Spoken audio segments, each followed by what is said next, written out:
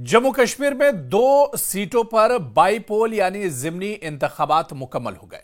नगरोटा बडगाम में अब सवाल यही है कि बाजी कौन मारेगा।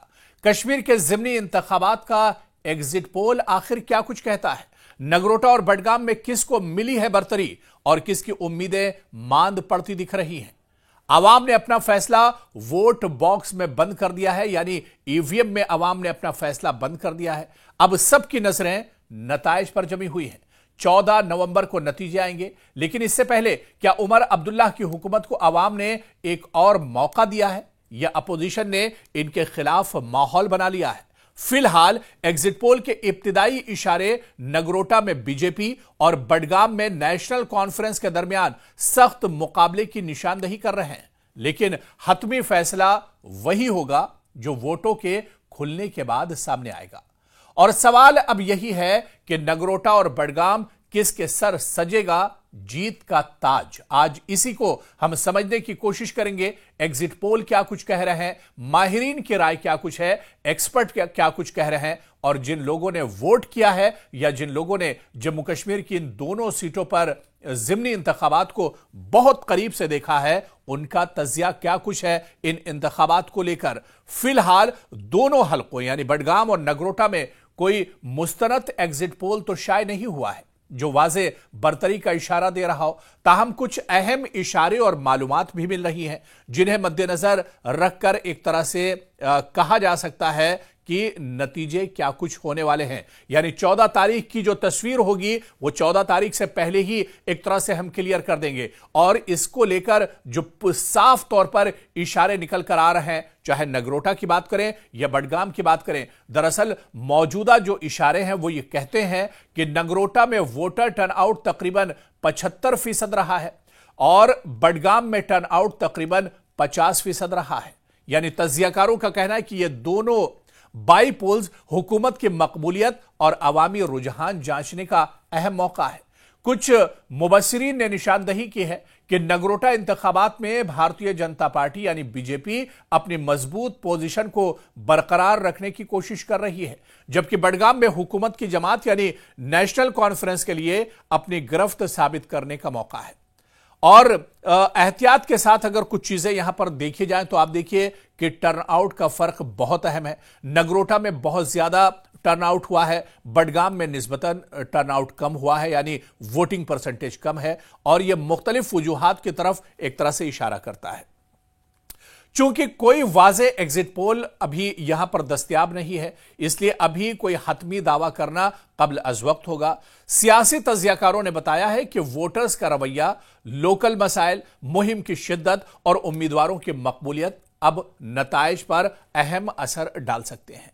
अगर नेशनल कॉन्फ्रेंस हुकूमत की बात की जाए तो दोनों नशिस्तें, अगर नेशनल कॉन्फ्रेंस, क्योंकि मौजूदा में उमर अब्दुल्लाह की सरकार है, नेशनल कॉन्फ्रेंस की सरकार है, और दोनों सीटें जिन पर जिमनी इंतखाबात हुए हैं यानी बडगाम और नगरोटा, इन दोनों सीटों पर अगर उमर अब्दुल्लाह जीत जाते हैं यानी नेशनल कॉन्फ्रेंस अगर यह सीट जीत लेती है तो यह उमर अब्दुल्लाह के लिए एक बड़ी सियासी फतेह होगी, नेशनल कॉन्फ्रेंस के लिए बहुत बड़ी फतेह होगी। हुकूमत की साख इससे मजबूत होगी और यह तासुर बनेगा कि अवाम ने 1 साल बाद भी उमर अब्दुल्लाह की कारकर्दगी को कबूल किया है। और अगर अपोजिशन यानी पीडीपी और बीजेपी या आम आदमी पार्टी या अपनी पार्टी वगैरह के लिए ये नतीजे जो होंगे एक तरह से हौसला शिकन होंगे। हुकूमत के लिए आइंदा लोकसभा और बल्दियाती इंतखाबात में एतमाद में इजाफा होगा और यह नतीजा अवामी मंजूरी के तौर पर देखा जाएगा कि अवाम उमर अब्दुल्लाह सरकार की 1 साल की कारकर्दगी से खुश हैं, कि हुकूमत के वादों पर कुछ हद तक यकीन एक तरह से कायम हुआ है। और अगर एक सीट हुकूमत जीतती है और एक सीट हार जाती है तो नेशनल कॉन्फ्रेंस के हलके में अगर यह कहा जाए कि एक तरह से वो बडगाम की सीट नेशनल कॉन्फ्रेंस जीत लेती है और नगरोटा की हार जाती है, तो यह नतीजा एक तरह से मखलूत अवामी मूड की अलामत होगा। और मुमकिन असरात आप देखिए कि अवाम ने दरअसल यह पैगाम दिया है कि हुकूमत पर एतमाद मुकम्मल नहीं मगर मुकम्मल इसे एक तरह से रद्द भी नहीं किया है। यह दरअसल अगर उमर अब्दुल्लाह की पार्टी एक सीट जीत जाती है तो एक तरह से यह जाहिर होगा कि अवाम को हुकूमत पर पूरे तौर से एतमाद नहीं, लेकिन अवाम पूरे तौर से हुकूमत को रद्द भी नहीं कर रही है। हुकूमत के लिए यह एक चेतावनी वाला यानी अलार्मिंग नतीजा होगा कि वादी और जम्मू के अवाम के तरजीहात मुख्तलिफ हैं। अपोजिशन यह दावा करेगी कि सरकार की मकबूलियत घट रही है, जबकि हुकूमत इसे अवाम का तवाजुन करार दे सकती है।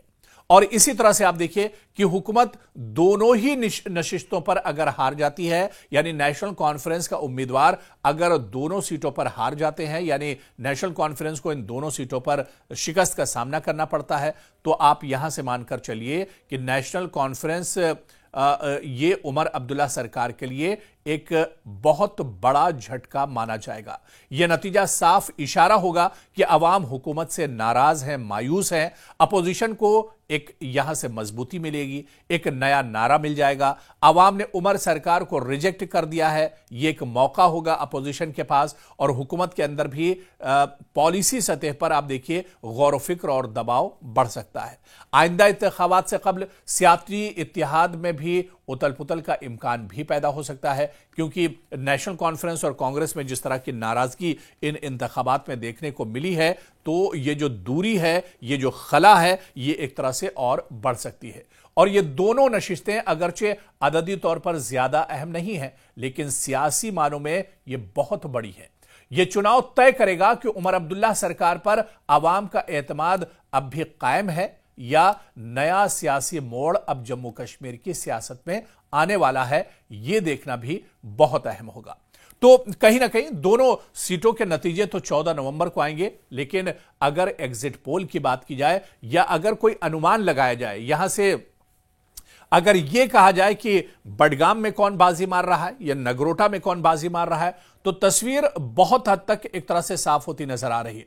जिस तरह का वोटिंग पैटर्न रहा है, जिस तरह से पूरा कैंपेन चुनाव का देखा गया और जिस तरह से वार और पलटवार यानी अपोजिशन और सरकार में जो बयानबाजी होती रही और जो अवाम का रद्द अमल इन इंतखाबात में आता रहा है, इसको देखकर यह लगता है कि नगरोटा में बीजेपी एक तरह से सबकत ले जाती हुई दिख रही है, क्योंकि नगरोटा में इससे पहले भी बीजेपी के पास यह सीट थी और इस बार जिस तरह से बीजेपी उम्मीदवार दिव्यानी राणा पूरी मजबूती के साथ मौजूद थी और बीजेपी ने यहां पर काफी ताकत के साथ यह चुनाव लड़ा है, पूरी मजबूती के साथ चुनाव लड़ा है, तो ऐसे में नगरोटा की सीट बीजेपी की झोली में जाती हुई दिख रही है। और इसके अलावा बडगाम की बात करें तो यहां पर आगा सैयद रुहुल्लाह की नाराजगी और इसके अलावा पीडीपी का मजबूत उम्मीदवार होना कहीं ना कहीं यहां पर नेशनल कॉन्फ्रेंस को झटका लग सकता है। लेकिन बडगाम की तस्वीर बहुत हद तक साफ नहीं है, नतीजे आने के बाद ही यहां की तस्वीर साफ होगी। लेकिन इतना जरूर है कि बडगाम में जो नतीजे आएंगे वो चौंकाने वाले एक तरह से हो सकते हैं। लेकिन नाजरीन, आपने भी इन चुनाव को बहुत करीब से देखा है। अब चुनाव हो चुके हैं और 14 तारीख को नतीजे आने वाले हैं।